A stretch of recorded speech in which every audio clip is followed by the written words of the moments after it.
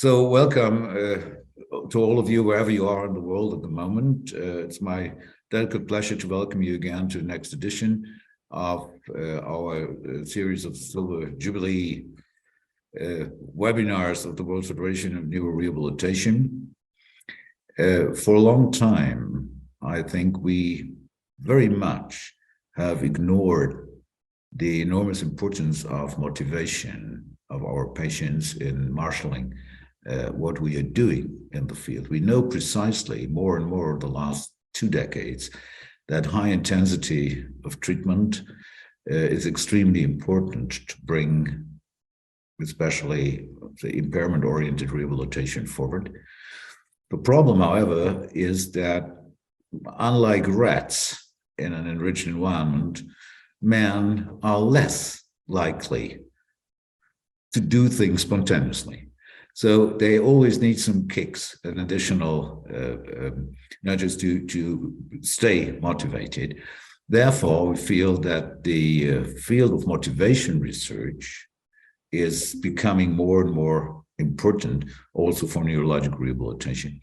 I'm very grateful to Dana Murring that she took up this idea and recently founded a new special interest group within the World Federation to look at aspects of motivation and how far that can be helpful to be embedded into our strategies for neurologic rehabilitation.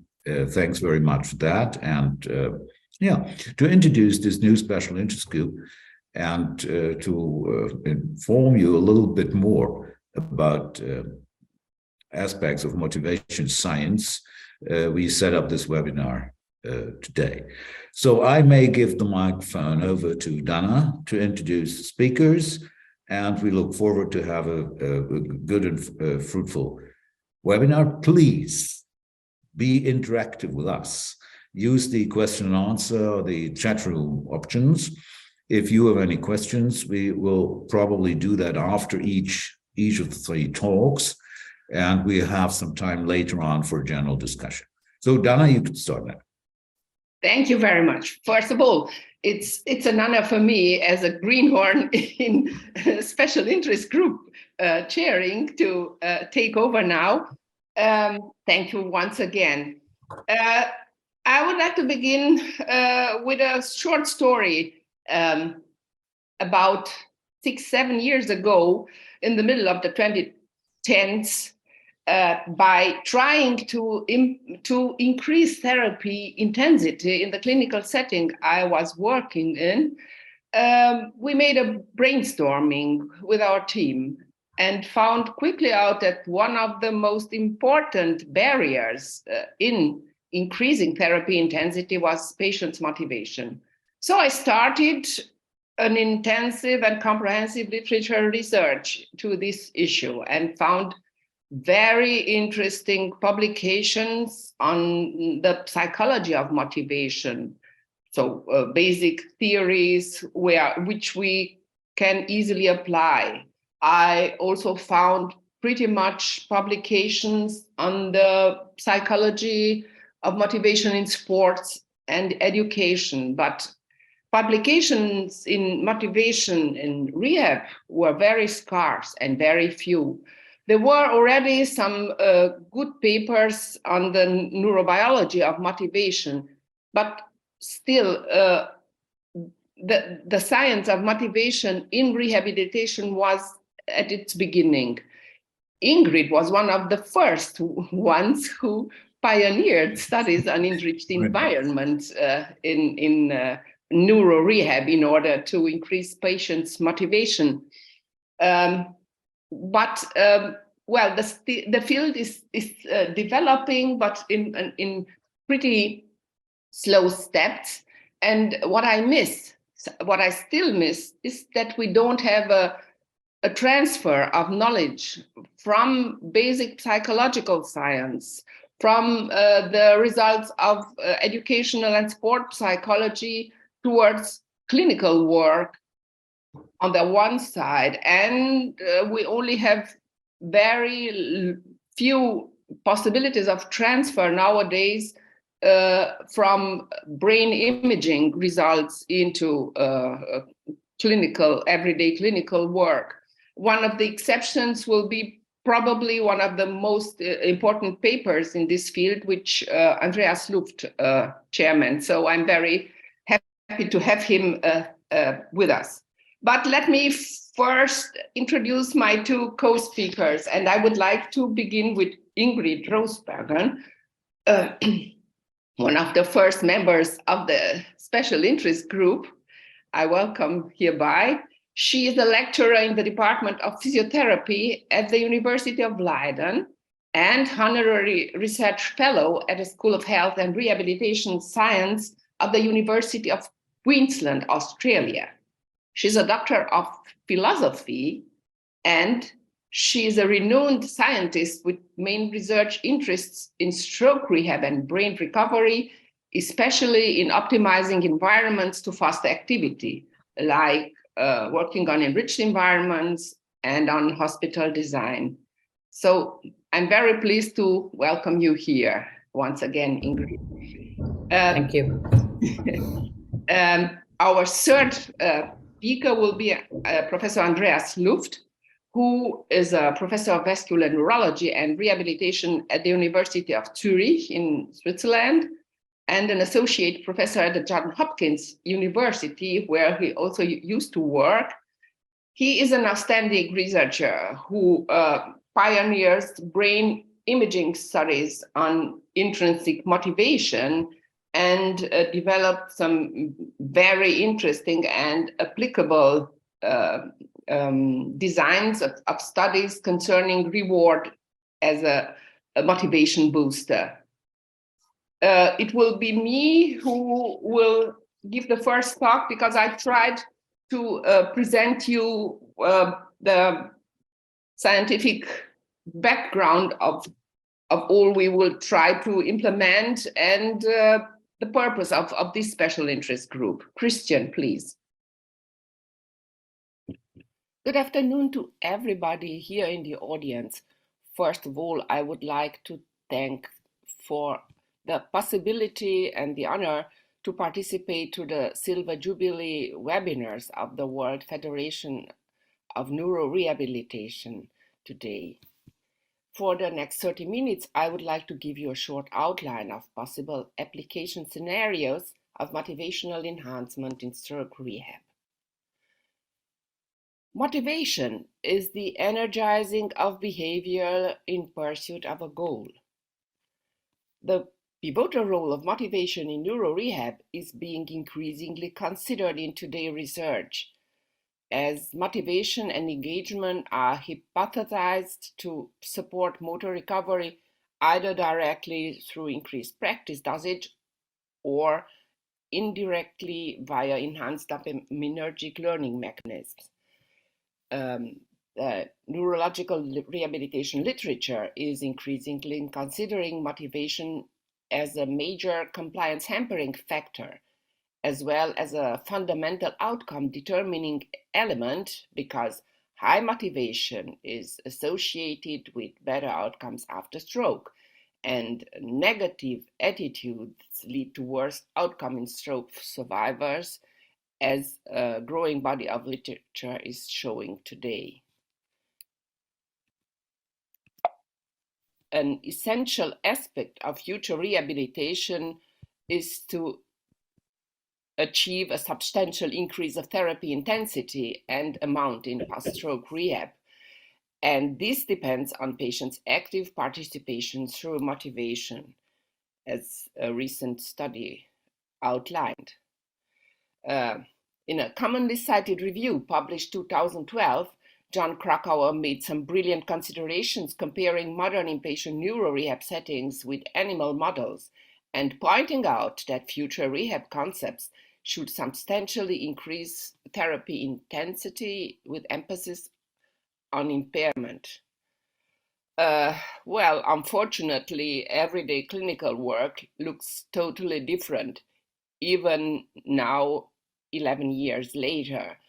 In a publication 2004, Julie Bernard showed that patients in a very advanced stroke unit are still inactive and alone, spending 50% of their daytime in bed, 28% sitting in their rooms, and only 13% with activities aimed to avoid complications or improve their abilities, and that they were alone 60% of the time. She reviewed 2012 the literature published afterwards, and she found similar results, unfortunately. But why is it so?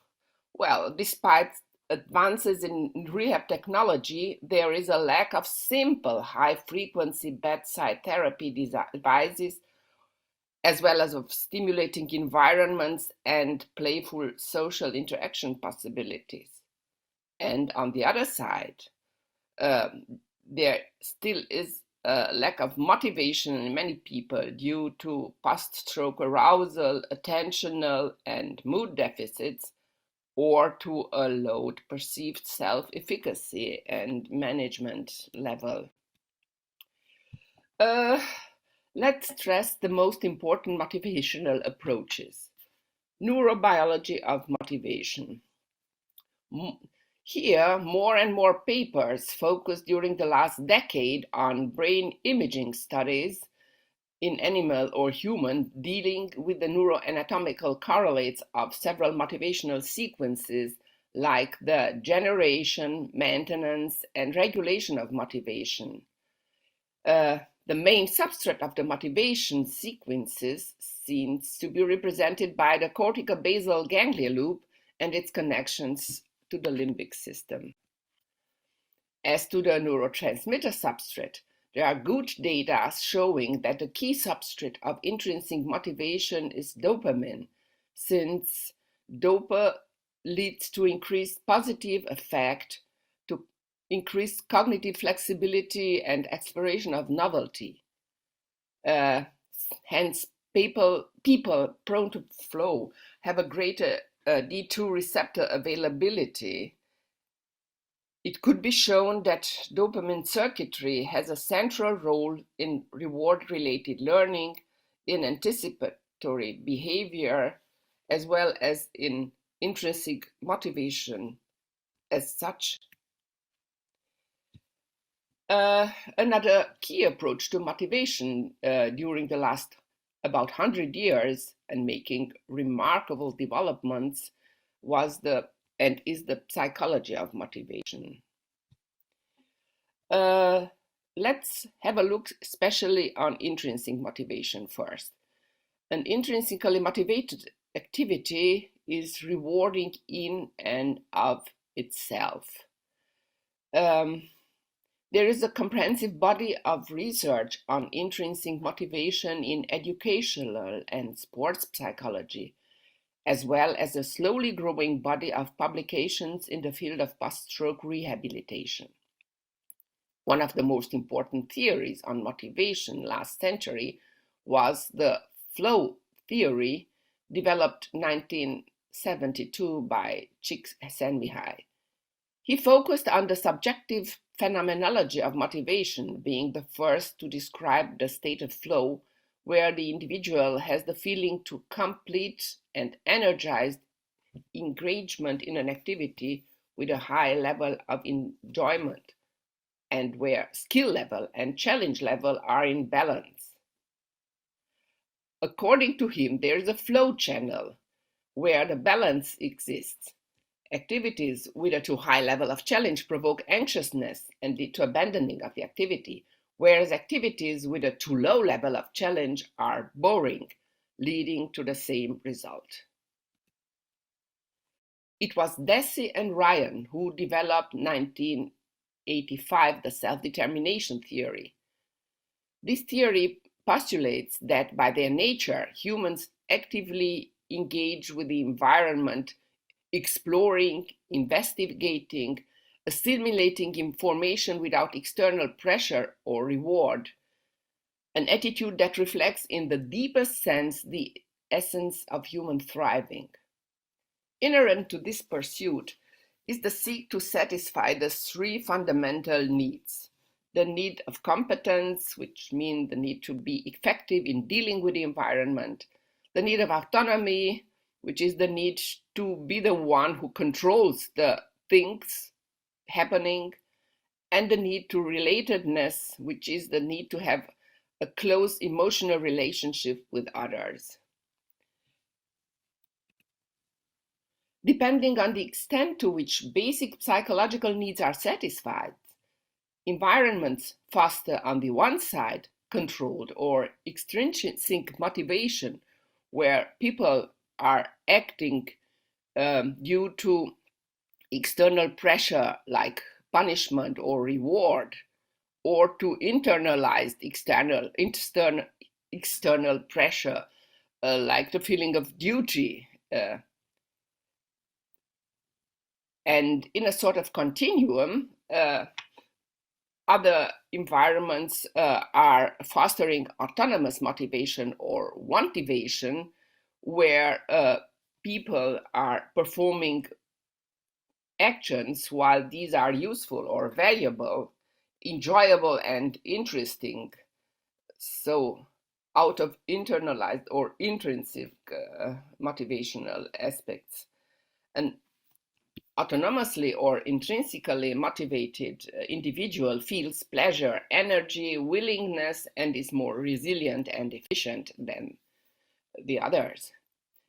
The relationship between motivation and other psychological traits was mostly frequently investigated concerning self-efficacy in current literature.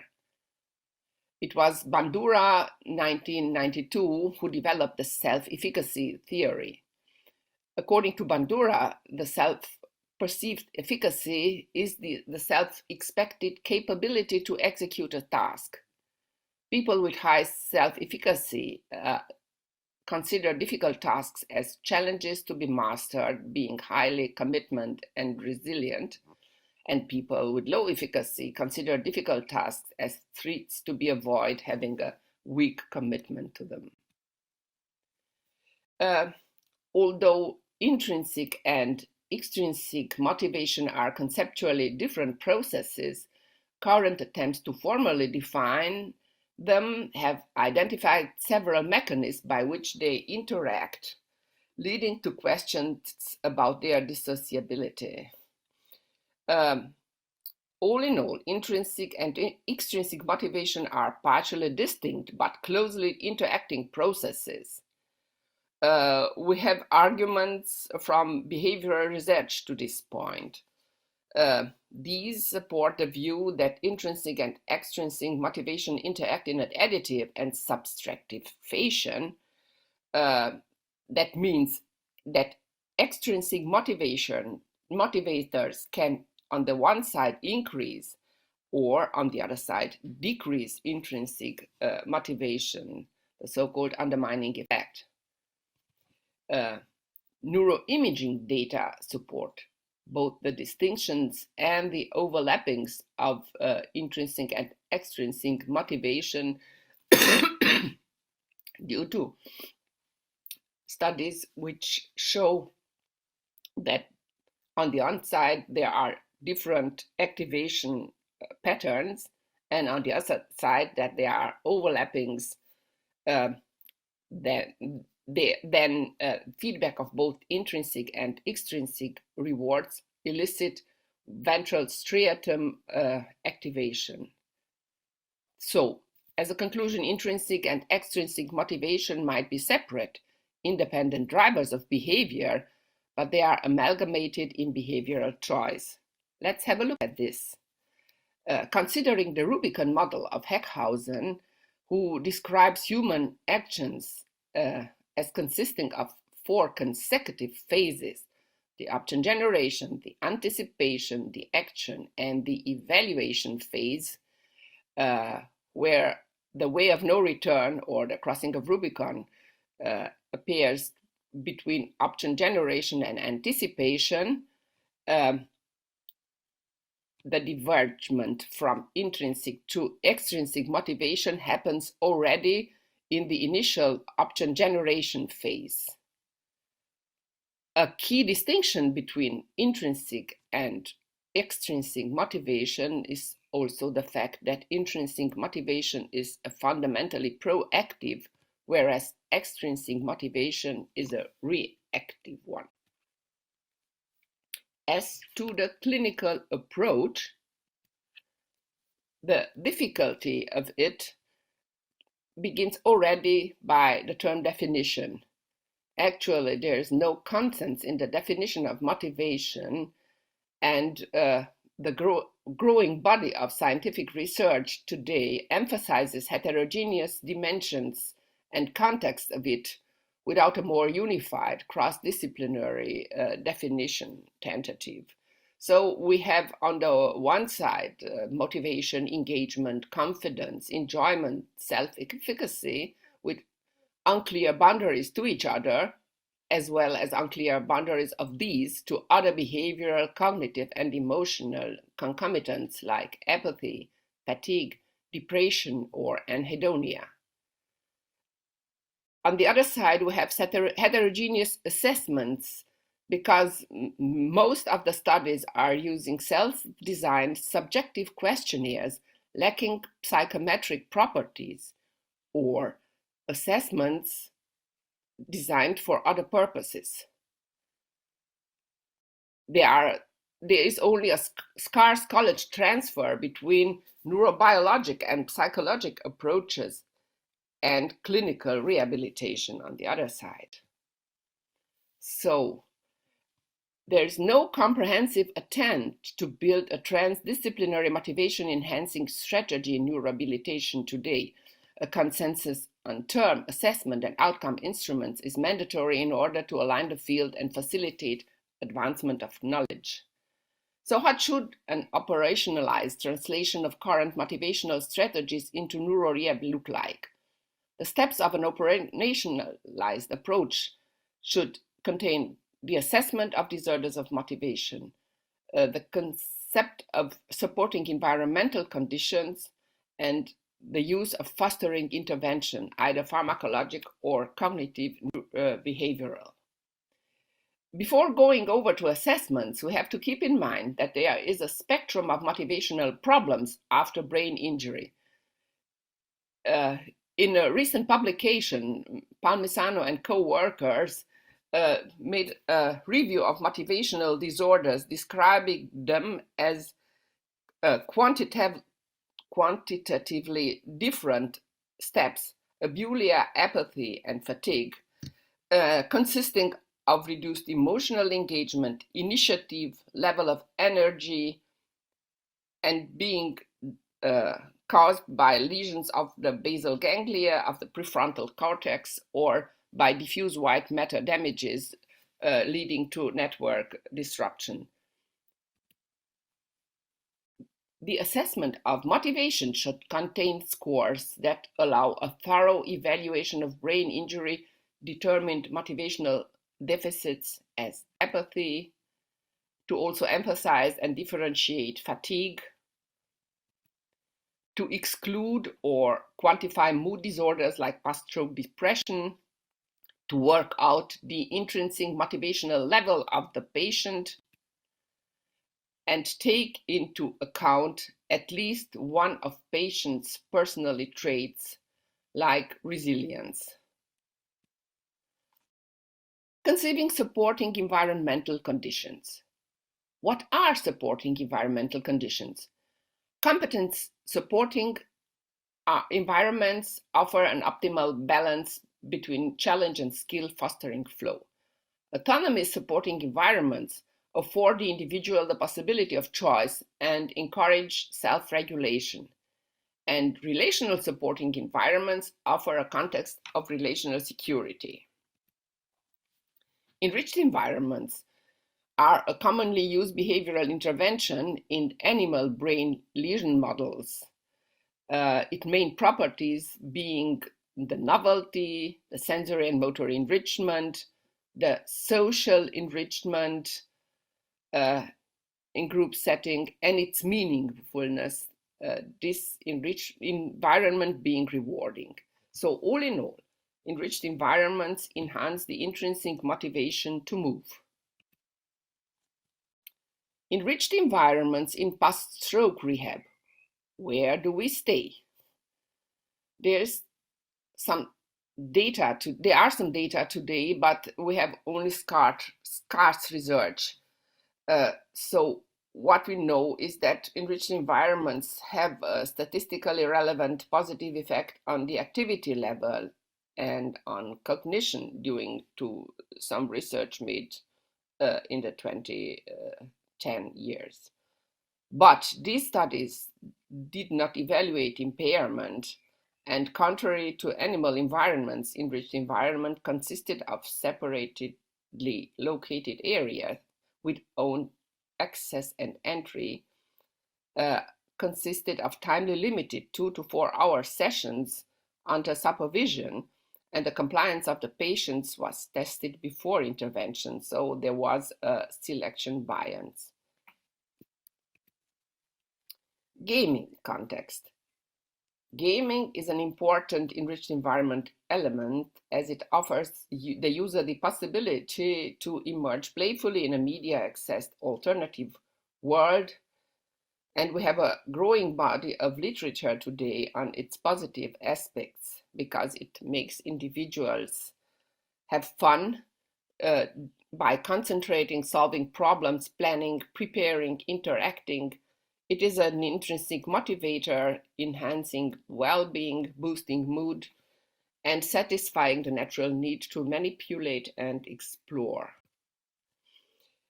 A more and more important role in gaming plays virtual reality, which allows an easy and rapid immersive experience, being enabled to the intensive satisfaction of fundamental needs by having the availability of choices, multiple types of competence feedback, and opportunities to cooperate with others, as well as unexpected events capturing the attention of the player.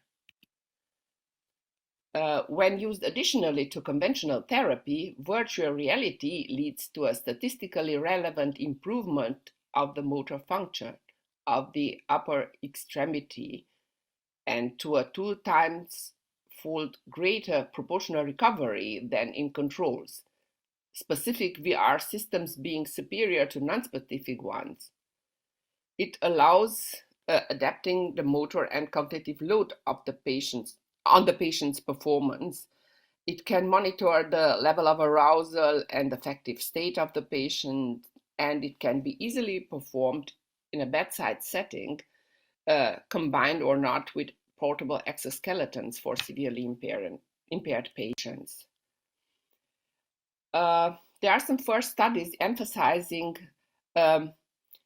non-conscious motivation booster, which are subliminally cues that do not reach the conscious awareness of the patients, but are improving intrinsic motivation during a task. The usual enhancers are the rewards which are used as a positive feedback when the commitment of the patient is low, or as a negative feedback when the effort needed to accomplish a goal should be fostered and the commitment of the patient is high. There's a very interesting study on boosting both extrinsic and intrinsic motivation published 2022, where an augmented performance feedback as an intrinsic motivation booster and the contingent monetary reward led to an improvement of impairment. As to pharmacological interventions, we should only mention that no publication on pharmacological interventions to specifically increase motivation exists today, and that there's a lack of quality evidence in related domains as fatigue, apathy. And therefore, I should go over to behavioral interventions where competitive games as group-based competitive exercise are more enjoyable and more motivating, either as a pencil and paper or as a digital setting. There are also some emotional arousal enhancement tools like a task which is done concomitantly to preferred music or the use of highly emotional valence stimuli in the treatment of patients. Cognitive behavioral therapy is a complementary tool of motivation enhancement, its goals being the reduction of emotional distress after stroke, targeting depression and anxiety, the improvement of empathy, and patients' empowerment. How should we foster therapy intensity in post-stroke rehabilitation? What should we conclude? Well, we should create a playful, easily accessible, interesting, sensory-rich and various environment close to the patient's bed, as a genuine environment or as immersive virtual reality environment with corresponding content. We should develop simple bedside exoskeletons which easily and playfully interplay with VR programs. We should enable the implicit possibility of playful competition with another patient or a virtual partner. And we should foster the cooperation with professional game developers in order to enhance motivation, fostering specific VR gaming features. We should monitor and assess patients' motivation and be aware of post-stroke motivational disturbances. And we should keep in mind that it is mandatory to keep patients' motivation up as high as possible by cognitive behavioral interventions, pharmacological modulation addressing apathy, mood, vigilance, aphasia, neglect, or non-invasive brain stimulation. Thank you very much for your attention. Okay, well, the question is if we should have, before Ingrid is starting with her talk, some time for questions to Dana concerning what she has said. Then we have a short look at the question answer phase. There's just one question. These presentations will be available after a couple of days for at least 2 months, free of charge on the WFNR website, so you can look at this anytime later on. As far as I can see, at the moment there are no specific questions at the moment. So I think we go on with Ingrid stuff. Okay, Christian, go ahead.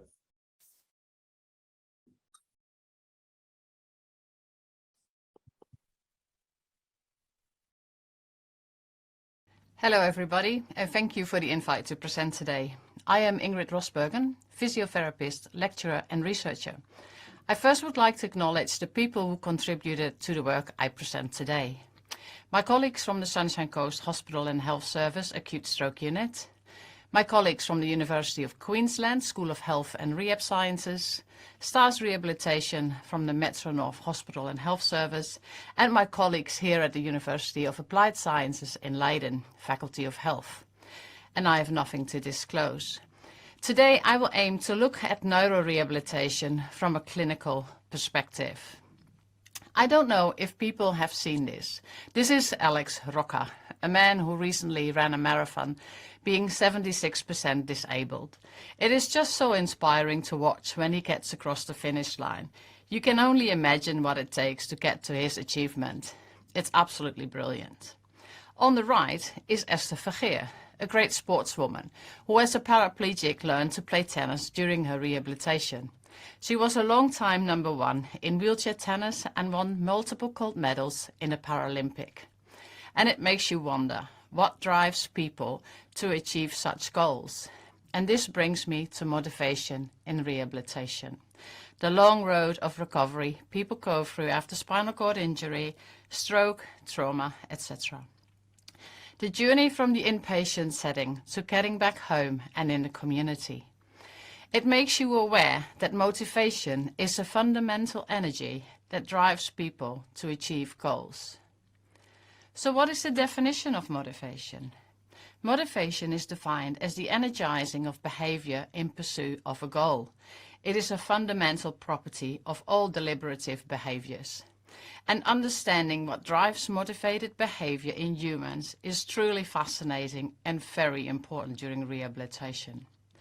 But as important as our curiosity for knowing what drives individuals, it is what supports individual differences in levels of motivation. In other words, how can we support motivation in individuals, and why do motivational processes get disrupted? As we know that low motivation to engage in rehabilitation results in poor rehabilitation outcomes. It already explains that motivation is a complex concept, and I will only touch on a few things of motivation today. They divide motivation in extrinsic and intrinsic motivation. And in the paper from Cusack, they state that extrinsic and intrinsic motivations are two equally important but independent factors that can provide comprehensive understanding and help engagement. For example, for intrinsic motivation, we can use individual goal setting so people can pursue their own personal goals. However, for extrinsic motivation, we look at external factors of motivation, such as the therapeutic environment, social support, and team support a person receives. These external motivation we can carefully consider in rehabilitation in order to increase patient engagement. And the level of motivation is a fluid concept, and it constantly changes due to individual factors and environmental factors. And this brings me to the concept of enriched environment. I heard for the first time of the enriched environment in 2011 from Dr. Heidi Jansen. Heidi had started looking at the enriched environment concept and planned research to understand if it was possible to translate the enriched environment concept to the clinical rehab setting. And at that time, I was working in the acute stroke unit in Australia, and so I translated the EE in the acute clinical setting. The enriched environment refers to housing conditions that are designed to stimulate sensory, motor, social, and cognitive activity. And environmental enrichment has been widely used as a means to enhance brain plasticity mechanisms and improve behavioral function in both normal and brain-damaged animals. It has demonstrated extensive evidence that EE is enhancing neuroplasticity, such as increased dendritic branching, synaptogenesis, etc. However, in spite of the demonstrated efficacy of environmental enrichment for enhancing brain plasticity, it has remained largely a laboratory phenomenon with little translation to the clinical setting. So when we then look at clinical rehabilitation, we are aware for a very long time now that patients are inactive during rehabilitation. While there is strong evidence that high amounts of physical activity promotes recovery, and there is some evidence that social and cognitive activity has a positive impact on recovery in stroke. So an enriched environment is an intervention designed to facilitate activity in all these activity domains, so in social, cognitive, and physical activity domains, by creating a stimulating environment. So species get extrinsically motivated to become active. So you can understand why translating this concept to the rehabilitation setting provides opportunities for 24 hours, 7 days a week engagement in activities for patients. However, it is of course also much more challenging to translate environmental enrichment into the clinical setting. And if you want to read a good paper that summarizes the evidence from the animal models and the clinical enriched environment research so far, then I would recommend to read the paper from Matthew McDonald, what is listed below. And in this paper, researchers in animal models and clinical researchers work together to enhance the transition along the research pipeline from bench to bedside and vice versa. The fundamentals for the EE, or the enriched environment, entails to provide sufficient space, that the environment promotes species-specific behavior, So for rats, it means that they can roam freely and are able to encounter in social interactions, as you can see in the photo. An enriched environment is stimulating in voluntary engagement, so there is no force, and activities should be novel and complex in nature. So you can now consider how to translate this concept to the clinical setting. So our enriched environment intervention in the acute stroke unit had 3 key areas. First, we created a stimulating environment in the acute stroke unit. So what we did was we created several communal spaces with stimulating equipment, including art on the walls. We started communal breakfast and lunch times, and there were daily group sessions where patients could attend to. In addition, we provided equipment at the patient's bedside, such as self-directive exercises, iPads, newspapers, and we asked family members to bring in the patient's hobby activities, like musical instruments and photo books. Secondly, we provided education to the team and appointed nurse champions to change staff focus towards enabling patient activity. And third, patient and family involvement was encouraged by providing a brochure explaining why activity after stroke is important and how families can be involved in patient activity. So we really encourage families to take clients off the ward or to go to the hospital garden or to go for coffees. We were using a prospective non-randomized before-after design in the acute stroke unit. We started with the usual care group and recruited 30 participants and measured their activity levels. We then had 6 weeks to embed the enriched environment, and then we started the second group and recruited another 30 participants in the enriched environment group. And what we saw in our primary outcome was that physical activity was significantly higher for participants in the enriched group. Also, the activity levels for the other categories were significantly higher in the enriched group, and the enriched environment group was significantly less frequent in supine position and alone. And maybe an interesting fact to add to this is that we had less falls and less adverse events in the enriched environment group. And an explanation for less falls could be that patients were busy and engaged in activity, so they were less inclined to start walking or moving by themselves at the bedside. And the paper is listed below. So Heidi Janssen had also done a pilot in the subacute rehab, and she found increased activity, and we found increased activity. So she then moved on and conducted a phase 2 trial in the subacute rehab setting, altering the rehabilitation environment to improve stroke survivor activity. And that was a cluster trial with 193 participants across 4 rehabilitation sites. So it was a really good size phase 2, and the paper is at the bottom. They used communal enrichment and individual enrichment, similar as to I described before how we did it in the acute unit. And staff received 2 workshops. At the first workshop, the environmental enrichment evidence base was explained to staff, and the site-specific data on pre-implementation activity levels were presented and discussed around enablers and barriers for implementation at that site.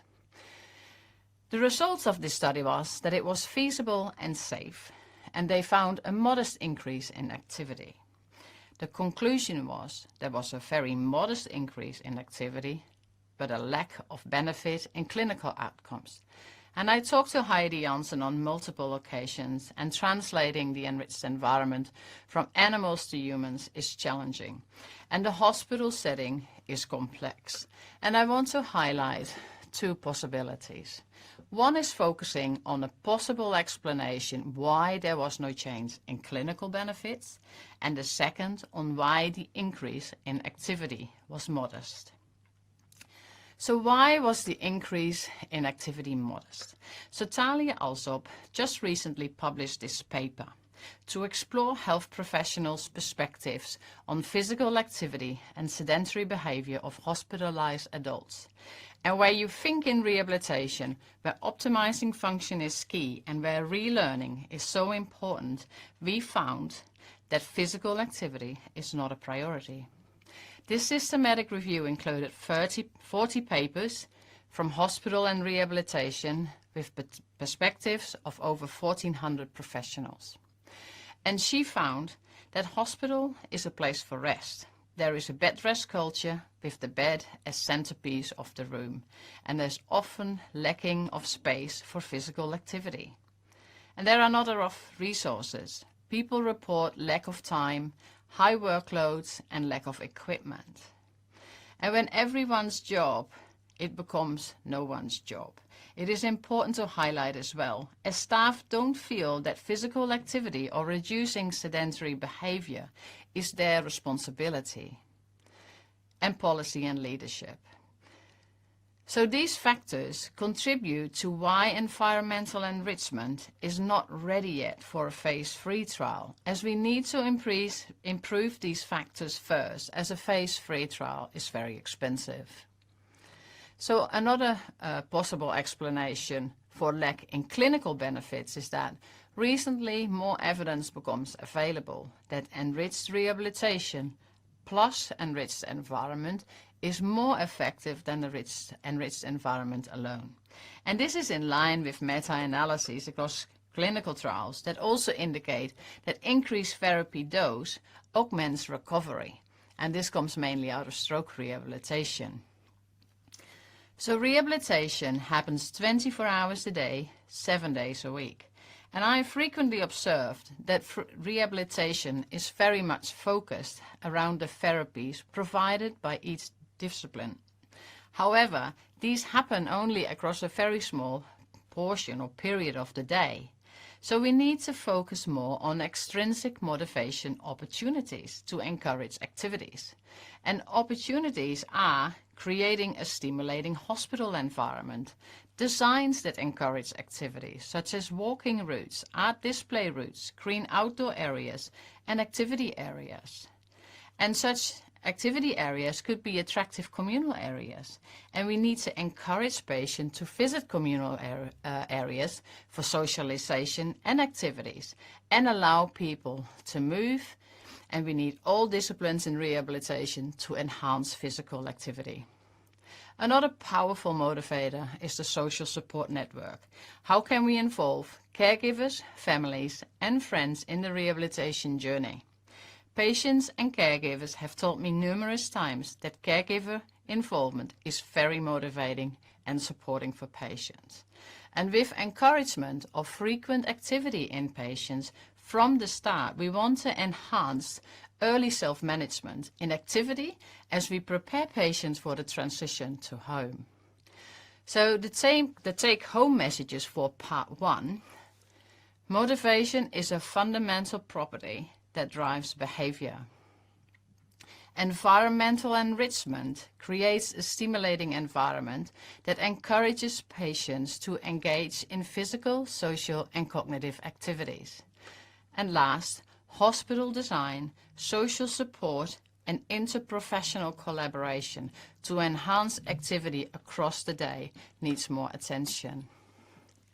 So I want to take you to a different part 2, and that is the next phase. This is actually transitioning to home, and it is critical to support patients in the transition to home. We have seen that people go home earlier and earlier after rehabilitation as length of stay in inpatient rehabilitation has dropped. And also when you look at the second photo, you realize that people go from 24 hours support to home, where they mainly have to manage everything themselves. And going home is not just returning home, but people also need to return to participate in the society, think of work, leisure, and social activities. So people need to continue to have sufficient physical activity levels to continue their recovery and for long-term prevention. And with this in mind, I want to look at a Dutch research group who has started the BBOS method to support behavior change to enhance long-term healthy physical activity behavior. And Dr. Alet Hesselink is project lead for the BBOS method. And the BBOS method is a collaboration between various applied sciences universities in the Netherlands, Rotterdam, The Hague, and Leiden.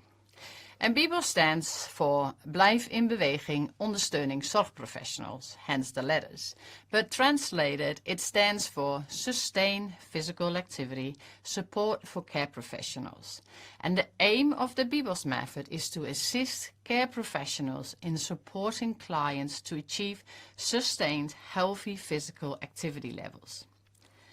In the Netherlands, over 50% of people with a chronic condition, people with stroke or Parkinson or other neuro conditions, don't meet the guidelines for healthy physical activity. While sustained healthy physical activity behavior has a positive effect of quality of life, participation in the community, and long-term prevention. In addition, 50 to 90% of participants in movement interventions return to their previous old physical activity behavior. So BIBOS started by talking to clients and professionals.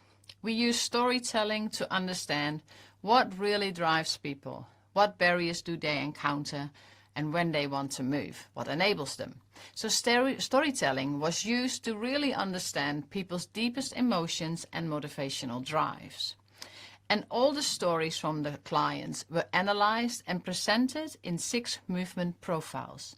So these 6 movement profiles include the stories from many different people. BIBOS also chose a behavior change model, the behavior change wheel. So there is a strong behavior change model that underpins the BIBOS method.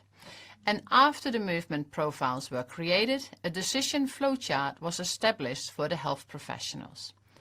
The behavior change wheel has specific focus on the COM-B component, the green inner circle in the image, and that allows to outline the capabilities, opportunities and motivation of a person.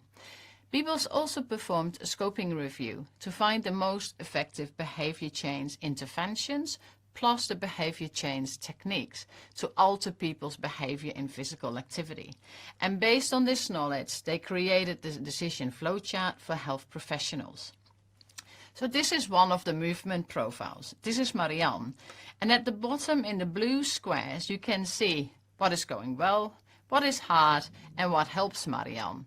And the profile provides an idea how the person perceives physical activity. And in this person, someone who doesn't like sport.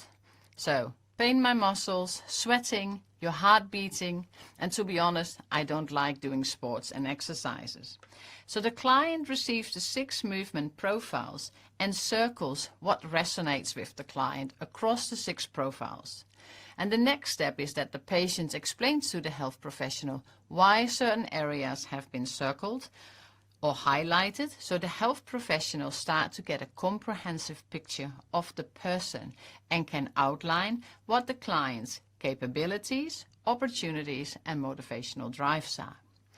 And based on the found capabilities, opportunities and motivation, the health professional connects with the decision flowchart. And I'm sorry it's in Dutch still. The first step in the column 1 is to decide to which group the client belongs. The green group, the client is performing healthy physical activity levels on the normal base. The yellow group, the client has normally a habit of performing healthy physical activity, but at this moment that has been interrupted, often due to a health issue. Or the orange group, the person has not a habit of performing healthy physical activity. And based on this decision, the professional follows in the decision chart the green, yellow or orange flow chart and decide which capabilities, opportunities or motivation can be changed in column 3. What the possible interventions are in column 4, and these interventions come from the red circle in the behavior change wheel, and the last column provides effective behavior change techniques that fit with the intervention, and these behavior change techniques have been collected out of the scoping review, which is closed for submission now.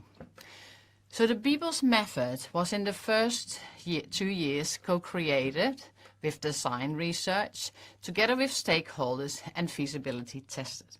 And we are currently in the implementation phase using action research, what will take 3 years to implement the BIBOS method in daily clinical practice, which will include an early effect study as well. So strengths from BBOS is that we use action research. So we constantly adapt the method to create the best fit based on feedback from the health professionals who are implementing BBOS in clinical practice. And the movement profiles receive a lot of positive feedback as health professionals get a comprehensive personal picture of the client. For the future, we want to include the movement profiles earlier, already in the inpatient rehab phase, so professionals get a comprehensive picture how the person performed previously physical activity and what drives that person. So I just wanted to highlight the BBOS method, what is currently in the implementation stage, as it is in line with looking specific at people's capabilities, opportunities and motivational drives to enhance long-term behavior change. So the key messages for part 2: people need support when they transition to home. We need to ensure that when people go from 24-hour support in the facility to home, they are getting the support to translate what is learned at home and in the society. And long-term healthy physical activity levels are critical. We need to focus on long-term sustained physical activity to support recovery, participation and long-term prevention. So we need to understand what drives a person as motivation is a fundamental property that drives people's behavior. And the BBOS method is designed to support professionals and clients to sustain healthy physical activity levels. So I want to thank you for listening. And if you would like to get into contact with me, please do so. Or if you have any questions. I also have included my email here, and thank you for listening today.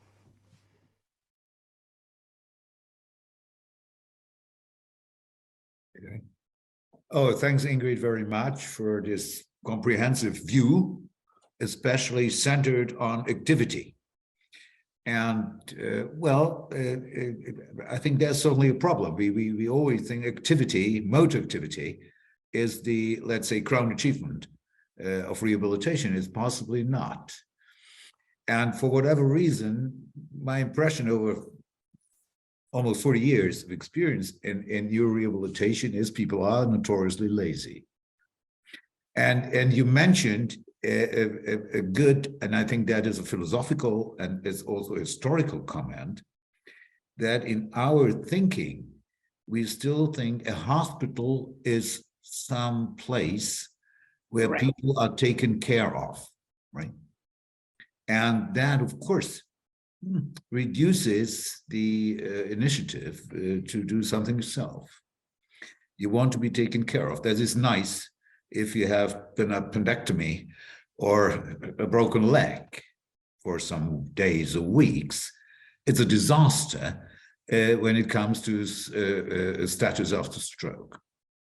And probably this nosological or hospital-oriented thinking, which goes back to medieval times and even longer before, is an obstacle for a real enriched environment and for a way to bring people forward. How do you think about that?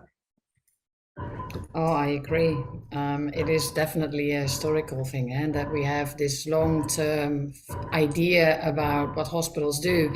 And when patients come into hospital, even when they're walking in, they tend to actually change and put their pajamas on and go and lie in bed. Well, they actually walk in, and that is just culture, how people perceive the hospital, and it will take a long time to change that.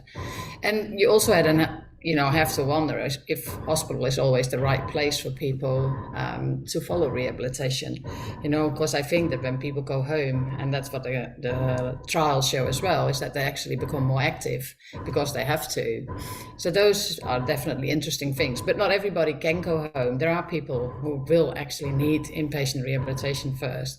So how we then can design the hospital in a way that it will or be able to create an enriched environment, or at least it allows people's activity more. But it's such a complex environment. It is also all the policies around manual handling, falls prevention, These are all things that help or that limits people in activities.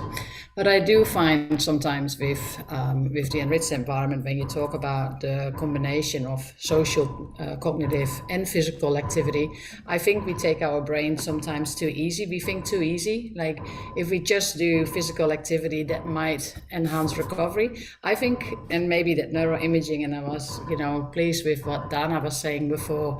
You can actually see if we do all these things together, and if we look at sports, and if we look at children and how they relearn, I think we have to look at it a bit broader. Yeah. The question, of course, remains really what can make people be motivated to do more on themselves. And certainly there, probably in hospitals, also rehabilitation hospitals, we are probably too supportive. And we do not offer the right challenges in this sense. There was another element which Dana introduced, and this is this element of gaming or playing, which of course is, the gaming industry is a giant industry today. And people really like gaming, like playing.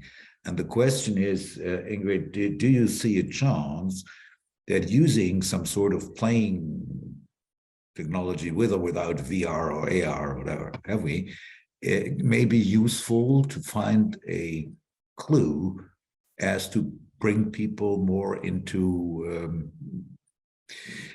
the best would be, of course, they come into a flow situation when they are in rehabilitation. Go far away from that. What about what's your feeling? Some people will really like that. Some people really like gaming. Some people like the competition component, while others like more the social component to be actually in the group. So there are differences. And that's why I find that it is important to actually first get a comprehensive picture about that person. For one person, it will actually be to actually have the grandchildren there and play with them. It's for everybody not the same. And the gaming is an opportunity, and we should have a lot of opportunities available in rehab so that we have the choice to actually put them in, and use them. But we need the person actually to know. We need to know the person what actually is tailored for them. So, and that's why I think with the last method where we actually use those movement profiles, we actually get a really good idea what actually drives people. And that, why I actually showed it, because it actually gives you an idea what really is behind people. What do we have to actually put in? And that will be different for everybody. It's certainly very individual, which is different from rat experimentation in the sense they are more uniform. It's much easier. But what makes rat rehab different from human rehab? There's certainly one difference. The rats usually don't have therapists around them. There are many differences. It's certainly a difference. Let me welcome Andreas Luft, who has joined us in the meantime. Good to have you with us. A great pleasure. Andreas, from your side, any comments to what we discussed so far? Yeah, I had actually one question. I see that, especially to Iris' talk, the rate limiting step in our hospital is the education and headcount of the nursing staff. Yeah. Is there any focus or any experience in how to train nurses, or any program which trains them to support patient activity? I think this is where, people like Julie Bernard, when they do actually these international collaborations, because everybody's making their own ways and their own education programs. And I think there are many hospitals who have presentations for nurses, what they can follow to help with activity. And because of the flow and the constant change in staff, people leave and come in, you can use that. But there is not a comprehensive sort of not that I'm aware of, where we can pick out what we can use and give to nursing staff so that they can actually educate themselves on that. I think this is really the future. I mean, stroke nursing has created a lot of educational resources now and programs for licensing, and I think that could be this motivational encouragement could be a major part of what defines rehabilitative nursing in the future. Andreas, that's absolutely true. The problem is that, nurses and a lot of medical staff, not only nurses, PTs, OTs, whatever have you, they are trying to help the patient over a problem, okay, and to give support. The question is how you could deal with vanishing cues, and to restrict the support. That is probably a very important message. And the other important message is that they have to consider really that there may be ways to motivate the patient by different means. The patient has an interest, that is clear, to improve. I think the majority of patients have this view. I want to get as healthy as I was before the stroke or the TBI or whatever, okay? Which is usually not possible to 100%, but they have this idea in their mind. And the question is this idea as such and alone is not sufficient to drive them forward, right? Nevertheless, they still are in a somewhat lethargic situation that they want to be helped out. And that is probably, this way of thinking has to be changed. I think we have done that for decades in teaching nurses in rehabilitation in particular, to avoid this over-supportive way of thinking. But nevertheless, it's still deeply embedded into our civilizational thinking. Right? Well, that's one aspect. And the other aspect is just that it's much faster for them to help than to wait for the patient to do something. So they're usually under stress. So in the end, they go the easy route. It's faster, it's more efficient, and economically, it's more affordable if you do that. Yeah, exactly. Yeah. Okay, let me have a brief look at the question answer. And there was one, Federera Adeponjo, she's asking, how can I motivate an aphasic stroke patient? Which is, of course, a good question, which we're faced with every day. Any ideas to that? I would say with money. Andreas, you're from Switzerland. That's a banking country. I'll show that in my talk. Not for okay, we come to that. Eventually we have to think about incentives for adult people, and that is certainly, competition can be one, and winning or losing. I mean, gambling and all these aspects may be one, but so we don't have the right answer that yet. There was another question by my dear friend Abhishek Srivastava from India. What should be the ratio of targeted therapy versus gaming therapy for inpatient or outpatient rehab? That is an encompassing question. Abhishek, is anyone keen enough or bold enough to answer this? Well, if I can say something to this, this is not a contrast between targeted therapy and gaming, because gaming can be very targeted depending on the game. So if the game is properly designed, it can be very specific to a certain aspect of training, as opposed to just encouraging activity. But it really depends on the game. Yeah. And I don't think we have a formula for how much specific therapy versus general activity enhancement we would prescribe. Yeah, it's I think it's an unsolved question. I think more and more we tend to believe, especially when it comes to impairment-oriented rehabilitation, that more is better than less. That's for sure. We don't have a clear delineation on the dose-response relationship for that yet. But the question is, how can people make receiving more or doing more? And Ingrid also alluded to that aspect of activity. Right? But the question is this activity level really the salient feature of this, or is there something else behind that? And basically, we don't know that. The other question what Abhishek was alluding to is specific and non-specific. Yeah. I think we know from all the learning stuff in motor rehabilitation and also in cognitive rehabilitation that the more specific you train a particular activity, the better the outcome of this activity improvement will be. But this is not necessary. That accounts for some sort of well-trained activity, and that is improving if people are keen enough to do it often enough. But I don't know if this is the specificities issue is the most important one. I don't know. Any one of you, any ideas to the specificity issue? Okay, so at the moment we don't have a clear solution yet. I would like very much to motivate the audience to ask more questions. You have a whole bunch of very good people who can eventually answer your questions, so take the chance and use it.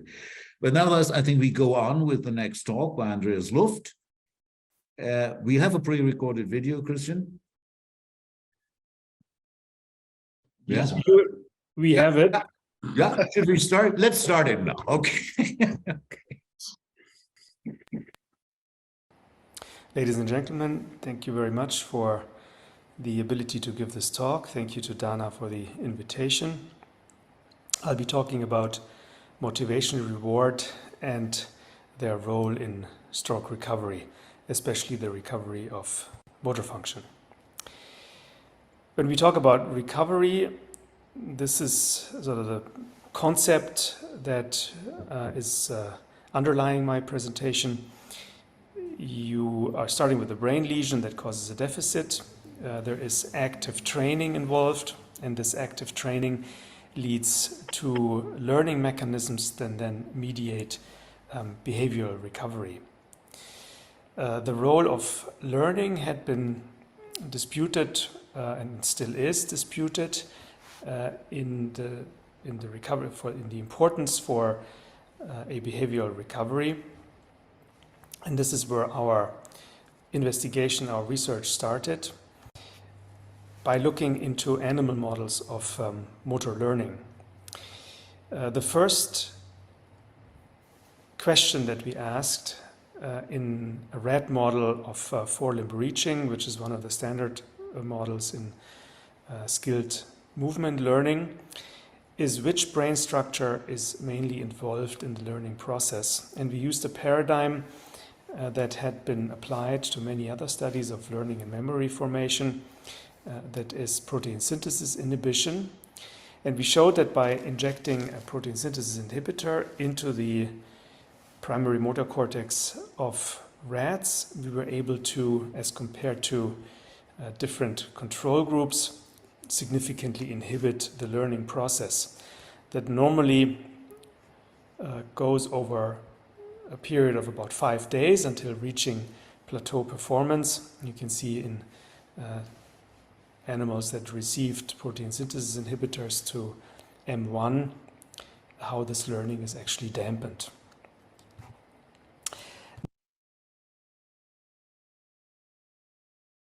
Now, the question, of course, was whether or which are the genes that are being expressed in motor cortex during the learning process. To answer this question, we did a gene expression analysis, a gene array analysis at different time points after a learning session. Actually, a learning session that was in the middle of the learning curve, so at its steepest part.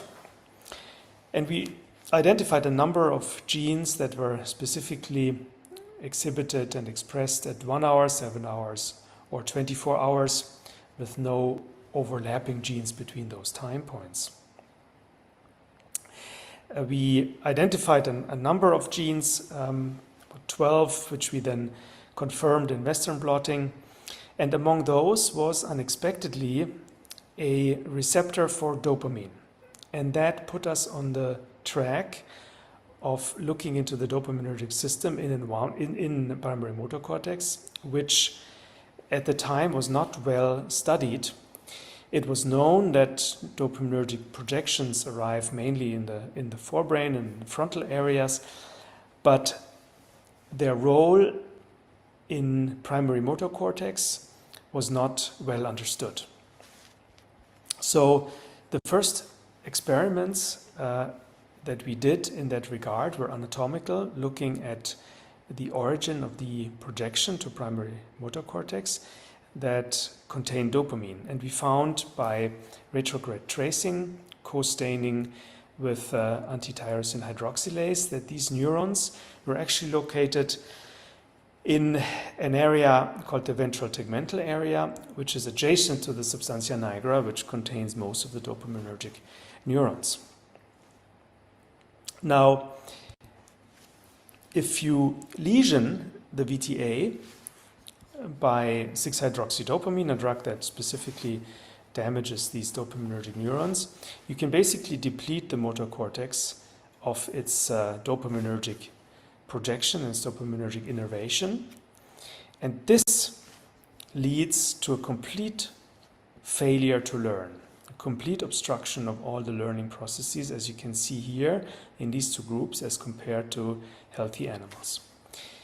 It was interesting to see that when we substituted levodopa in its precursor, dopamine in its precursor form levodopa into motor cortex by an osmotic pump, we could reinitiate the learning process. And then the once attained performance was actually maintained even in the absence of dopamine substitution. So indicating that this learning process specifically depends on intracortical dopaminergic projections arriving from VTA in primary motor cortex. We then looked at what activates these neurons projecting from VTA to primary motor cortex, and we found that only the combination of the motor task plus the reward is actually activating these neurons. These are numbers of CFOS positive, so activated neurons in different groups of animals, control condition that is in a control cage, reward condition that receives the reward without any motor action, and then the single pellet reaching rats that perform the movement task and get the reward. And there we separated trained and untrained hemispheres. And we found that neurons that are projecting to M1 from VTA, fast blue positive retrogradely traced neurons that are dopaminergic are highly upregulated only in the trained hemispheres of single pellet reaching animals. Now, moving into recovery is a different story because learning is not equal to recovery. When you look at the typical learning curve before you actually lesion the motor cortex, you see what I've already shown you, this fast plateau after about 5 days of active training. After a lesion, animals typically lose this performance that they attained, and then when you continue training, they recover this much slower than they initially learned it. So there's some other process that is active here. But this process is also to some extent dopamine dependent. When we give dopamine antagonists here during this recovery phase, we can actually dampen this recovery curve as well. So we have a system that projects from VTA to primary motor cortex. It's dopaminergic and it serves the learning of a motor task as well as its recovery. The system obviously would be necessary for any successful recovery after stroke. It therefore is a problem that different groups have found evidence that the dopaminergic system actually degenerates after a stroke, independent of the lesion. You can find this in rodents. In our animals as well, we find around here in the motor cortex, around the stroke, in the intact tissue, much reduced dopaminergic innervation. And you can find this as well in stroke patients. Even if the stroke is distant from these dopaminergic centers in the midbrain, there's some evidence of degeneration in the substantia nigra ventral tegmental area.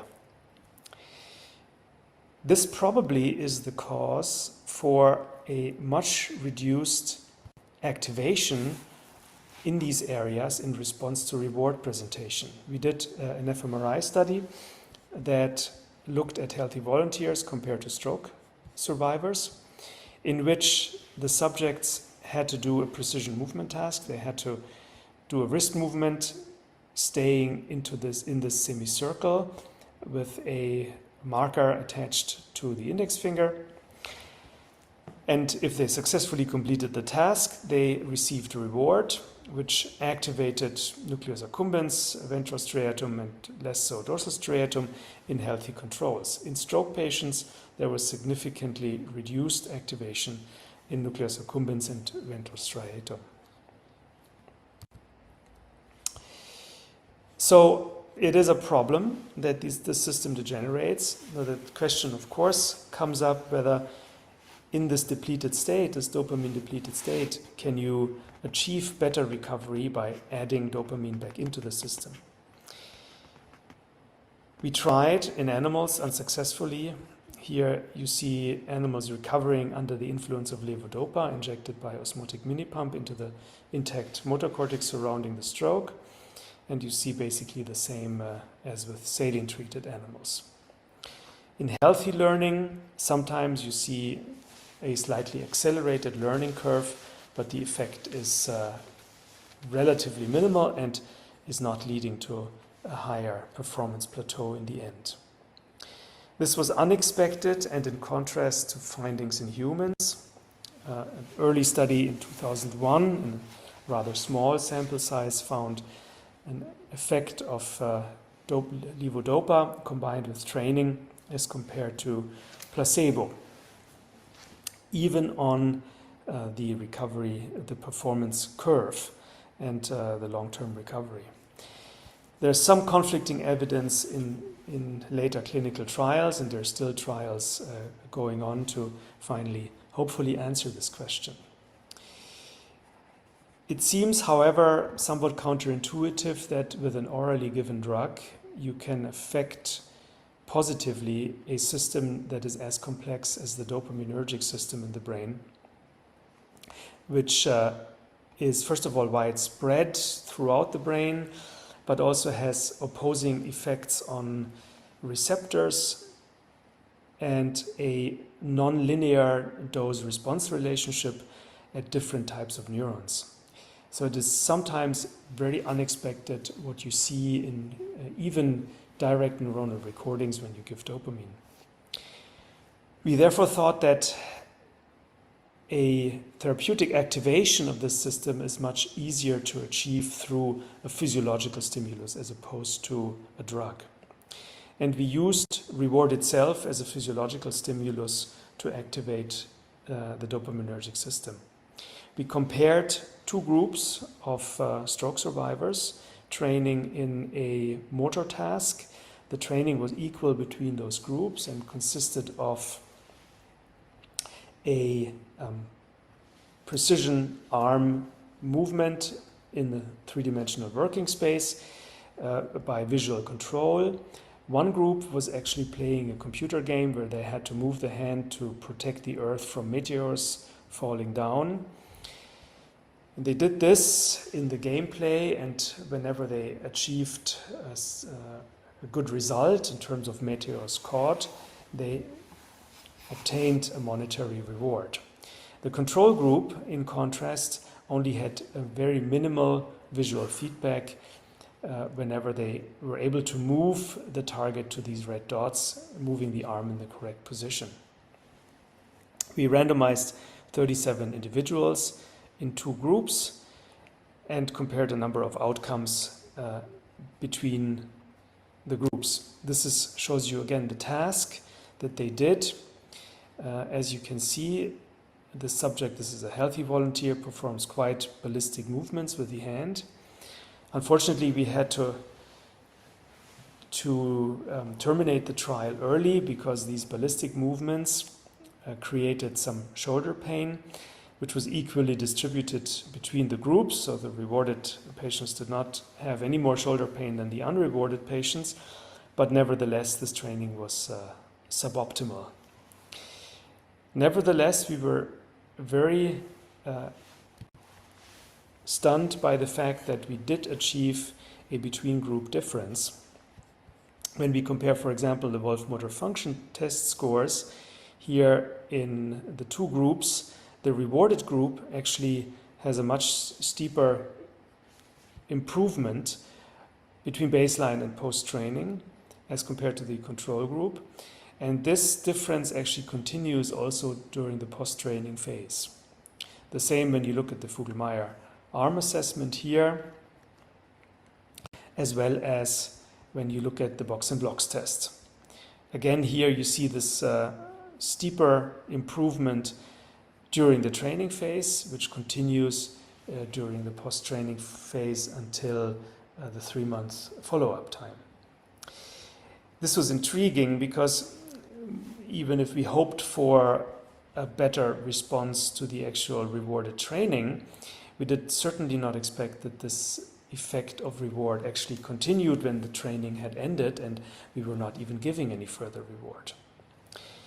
In order to come up with an interpretation of this finding, we have to look back exactly at what we did in these two groups and to these groups.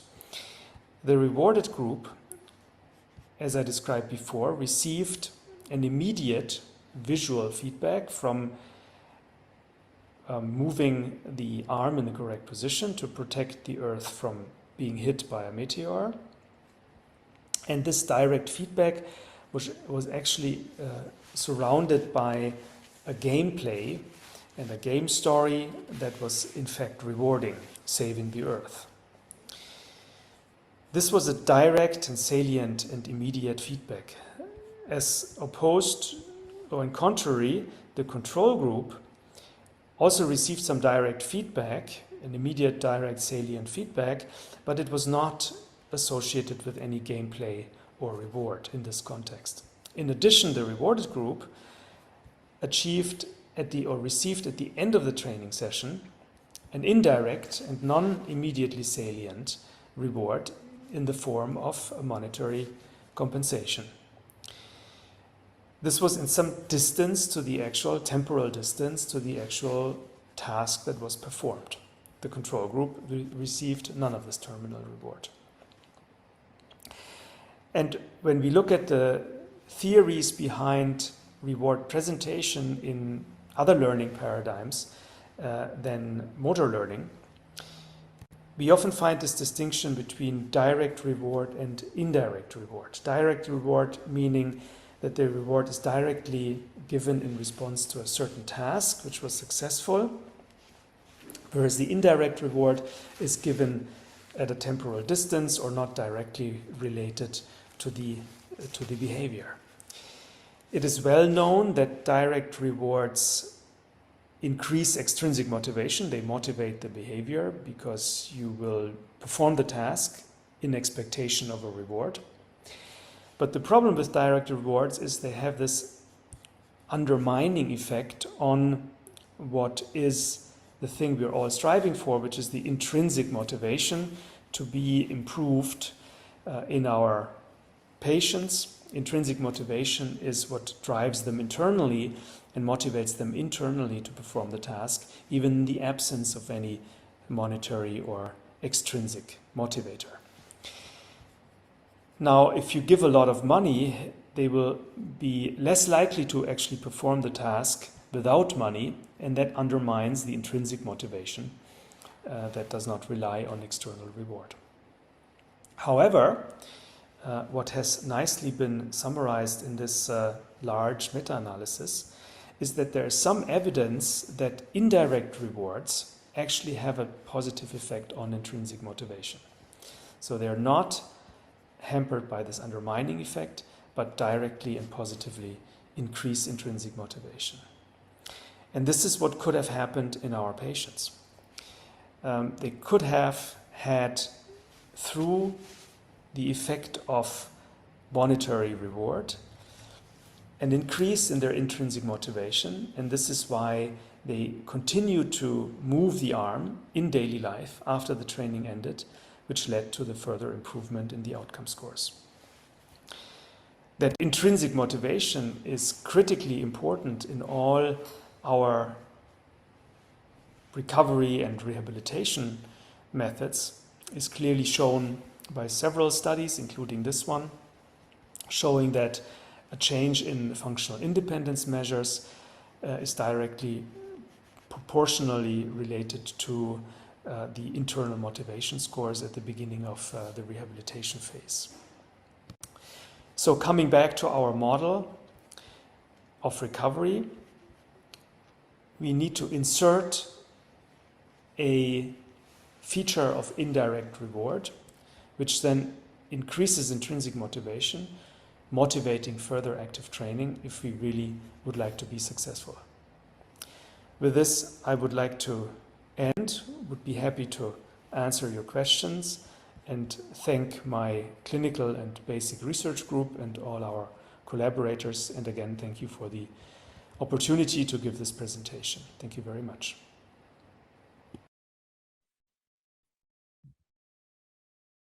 Okay. Thanks, Andreas, very much. Was a nice play with indirect and direct rewards, maybe monetary or not.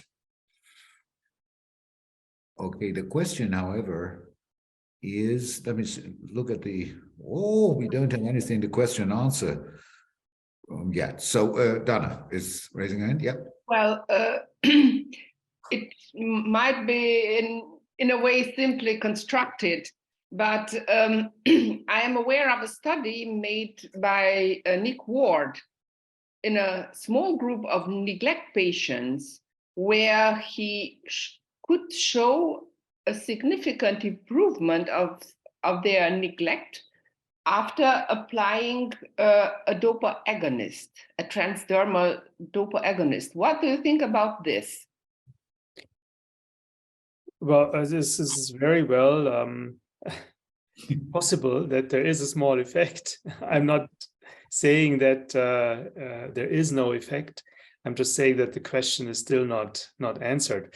I don't know if you know, Stefan Engelter is running currently the Estral trial, which is a larger trial that again uses also the similar administration paradigm as Nick, with a more constant dopaminergic stimulation as opposed to an intermittent dosage, and maybe this is going to have an effect. It's just, I think that it is not the most effective way to use an orally driven drug. I think we can be much smarter by using these behavioral interventions, or maybe even brain stimulation in the future. So in general, I don't like these centrally acting drugs. You don't like them, yeah. Well, well, nevertheless, we have to keep in mind that dopamine pharmacologically is a very dirty drug. It is. The dopaminergic, it also has noradrenergic functions, and all what you mentioned, Scheidman's paper in 2001 and the Lancet certainly created a lot of debate on this. And well, it certainly is not bad to use L-Dopa. It's easy to use and it's worth trying, but it's certainly not the answer. We currently think more about multimodal drugs to influence brain recovery rather than monomodal drugs, but that's a different issue, of course. And dopamine is not only a reward drug. And when it comes to what Dana just mentioned, the impact on visual inattention or neglect problems, that it has a very complicated effect on visual perception. Which is not only reward related. So there may be multiple ways of thinking about that. But nevertheless, the question, however, is there anything, right, we can have in mind to facilitate intrinsic motivation in patients? You mentioned, and I think that is correct, that let's say payoffs or in Switzerland at least, that payoffs may influence more extrinsic motivation rather than intrinsic motivation, and can even be disturbing. The question is, do we have any idea at the moment what we can really do to bring patients in a flow-like situation when they are in a rehabilitative context, may that be motor, may that be cognitive, whatever. So, and I think we don't have a clear answer to that yet. No, we don't have a clear answer. Maybe you have seen the SMARTS trial that we conducted with John Krakauer. The idea behind that training was actually to get them into flow. They see this beautiful dolphin on the screen, and they move their arm and their hand, and it's like a beautiful movement. That was the idea. Like racing down a deep snow ski hill, that type of movement experience. But in talking to the patients, they didn't really enjoy that either. It is very difficult to get them into a flow. A dolphin is not enough. No, it's not enough unless they're like in a very particular atmosphere. The whole setting has to be right, and it's difficult to get the whole setting right because it needs to be so much personalized on the individual preferences. I think that is certainly true, and it also has to be not the deepest interest in some sense of the patient. Yeah. And that is of course difficult to work out. That is difficult, yeah. I recall one patient who was very difficult to be motivated to do attentional training until we decided to use his hobby, which was shooting arrows. What's the English word for that? Bogenschießen. Bow shooting. Bow shooting, exactly. So we used bow shooting to basically train his attention, and that got him into some sort of flow. So he participated for 2 hours in this training. I also think, yeah, I was just looking at the questions from the people. There were 2 questions, and I also think what Andreas is saying, like, you know, it has to be on the personal, on the individual levels, because they're asking what can we do today with our patients, and I think we need to know who they are, what they like, and what drives them. You know, we need to really get to, you know, understanding what really motivates them in order to actually be able to get them forward. So I think with the second question, you know, what can we do today? If that is motivational interviewing, or if that is just really knowing what they did before, or how they are with hobbies, what type of person they are, that will help with finding an answer to what will drive them now. We know that for a long time, especially people with diminished. Yeah, but that doesn't mean that we really do understand our people. We do talk to them, but like, I think, you know, some people have hobbies, activities, what they want to do, and then we say, yep, but we don't have them at the moment in the rehab setting, and we don't bring them in, so they can't do it. You know, if people like fishing, bring the rods in, you know, try to be more creative and actually get those equipment materials to the patient so that they can actually practice it there and then. If they like to go to the beach, why not go there? You know, like, we need to be more creative. Yeah, well, we are maybe helpful in this respect because it can transport more complex environments, even on the bedside. That is certainly true. And there is another aspect I think we have not addressed yet this afternoon or today, is entertainment. Right? And maybe that entertainment is a cue. If a patient is well entertained, embedded into some sort of activity, that may be helpful. People like to be entertained. The entertainment industry is one of the most potent in the world. How do you think about that? Well, I think that serious gaming is a big future. Sure. Absolutely. Yeah. We need to get them active. So passive entertainment, maybe not. Maybe as a reward, but I think if we use that resource in a smart way, we can achieve a lot. Yeah, people using Netflix every day, and this is passive entertainment. Nevertheless, they stay for hours and watch this stuff, right? So there must be another component to it, and maybe we should think a little bit into this direction. I'm not certain, but maybe. Well, the founder of the self-determination theory, Ryan, spoke comprehensively about the advantages of gaming as motivator. So it's a common issue nowadays. Yeah, let me have a look at the question answer panel again. Someone is mentioning there is an increasing literature on the role of social interactions and network structure on the outcomes in chronic neurologic conditions. It could be interesting to include the potential of interventions directed at the social network structures to strengthen motivation. So the take into the entire social network or surrounding of the patient. Yeah.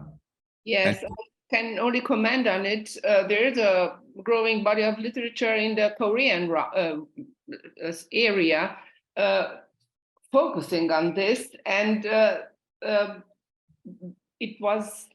are some publications demonstrating that it is very important to have an issue on social interaction, on supporting familiar environment and social environment. They have a ranking, so a very detailed view of it. There's certainly one aspect which is competition in some sense, that you may involve patients in a particular therapeutic surrounding to be in competition with each other in doing a particular task. We did that recently with an Omeo targeted task, and it was strange that we expected originally that there was a positive effect of this competition element, but in the end it was not. Well, it's probably not that easy to do that, but competition, people like competition, and they watch tennis or soccer matches, and yeah. Okay, let me see. We answered everything. I think we have answered most of the questions. Yeah. There's one question here by Urvashi Gopal. He asks, what can they actually implement? From my personal experience, what made the biggest change for us was sending the therapists to a motivational interviewing course. Okay. Just preventing them from discouraging patients, and then maybe helping also with the verbal motivation. That made the biggest change. Okay, I think that's a very important issue, education and how to deal with motivational issues. And I think that is certainly coming up more and more, fortunately. It is.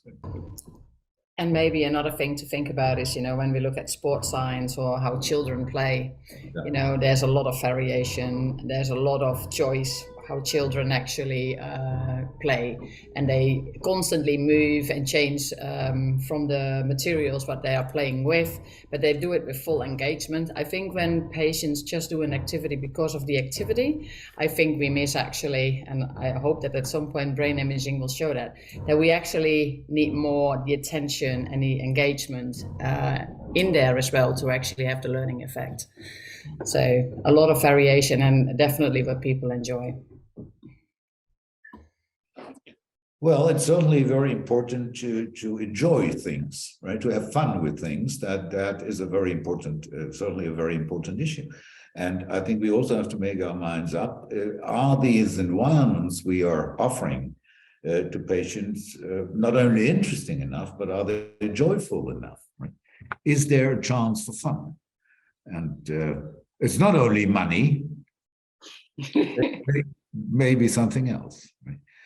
But that is very idiosyncratic and probably very individual. And to find that out in an individual patient is not that easy to do, definitely.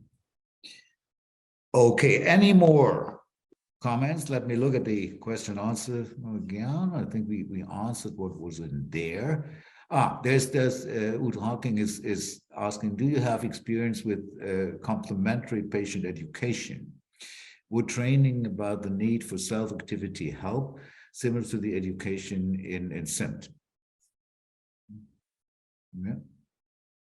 Any comment on this? Self-education? I think so.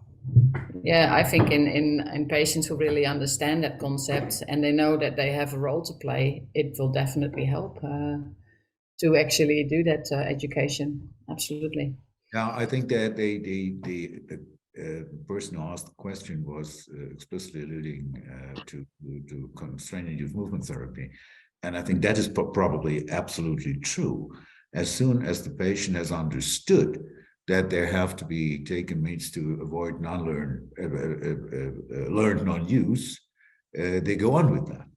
That is much better. They need a conceptual framework if you want a metacognitive aspect of that, and that may be very helpful. And in this sense, education can be helpful in explaining what is the background of a particular therapeutic intervention, and especially for SIM, that is absolutely true.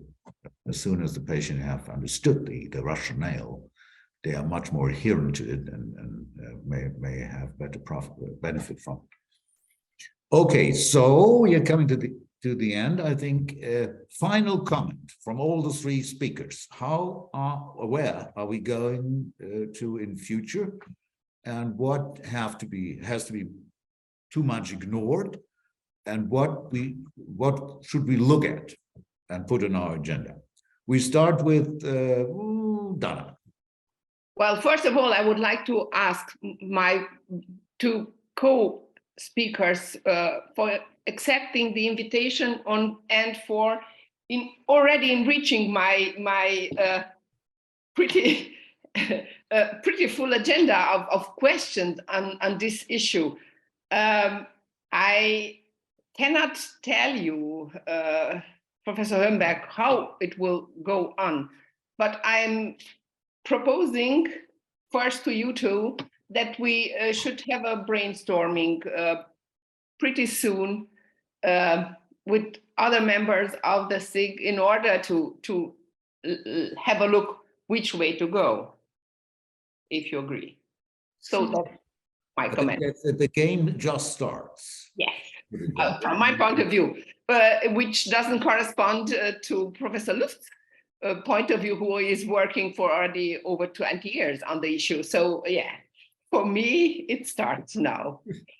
Yeah, but I think I mentioned that at the beginning, in the world of neurorehabilitation, motivation for a long time has not played a major role. Although at the meantime, we have realized that it has a very high impact on it.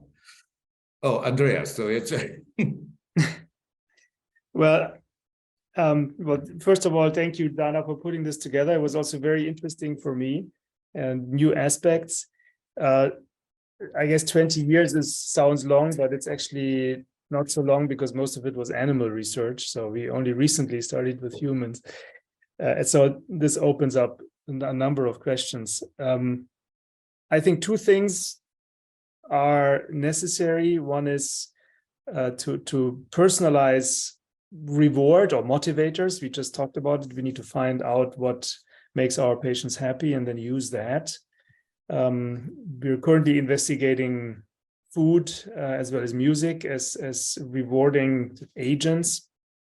And another interesting question is that of feedback, performance feedback, be it immediate in response to a certain action or be it at a distance, but integrated into the daily life of the patient. So not in a strict training session or setting, but in daily life activities, feedback about how well they perform daily life activities. And that, of course, we can't put a therapist next to the patients 24/7, but maybe sensors can help there.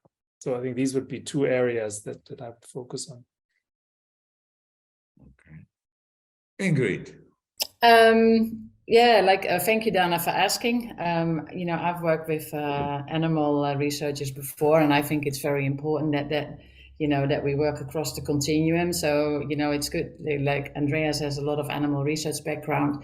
Well, I think really clinically and, really at patient level and how they are going to have to be back home. So I think that is a good mix. That is important. I also think I like to sort of take from this the indirect reward. What opportunities are there to actually explore, and they will be different for each one. How to optimize environments. I think there is still room to improve that as well. And that can actually be in inpatient, but even in the community or at home as well. And that could be in relation to, what they do on performance in daily tasks, and how it is rewarded. You can sort of make it as complicated as you want. But yeah. So I take all of these things with me. Okay, I think we learned a lot today, and I think we have to keep one thing in mind. What makes humans different from rodents? One point is that we not only see the actual physical environment, but we have a mental environment, which of course is much richer than the mental environment of a rat or kitten or what have you. I think that possibly makes the classical analogy of enriched environments much more complicated in humans than in animals. We have a mental environment, and we have to concentrate, I think, more and more on the how to restructure and influence these mental environments. I think we are entering a new, in some sense, a new era in thinking about that. So first of all, thanks Dana very much, first from the World Federation in setting up this extremely important special interest group on motivation. We will go on with that. There will be a symposium on the next meeting in Lyon at the end of August and early September, and certainly in our next World Congress in Vancouver next May next year.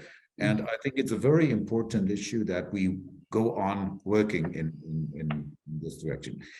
Thanks all of you for participating today in this webinar, and I'm very happy that we will go on this possible avenue to better understanding of motivation in neurorehabilitation in our too distant future. And thanks Christian and your team again for helping us with the broadcasting of this today. Thank you very much. Take care and see you soon. Thank you.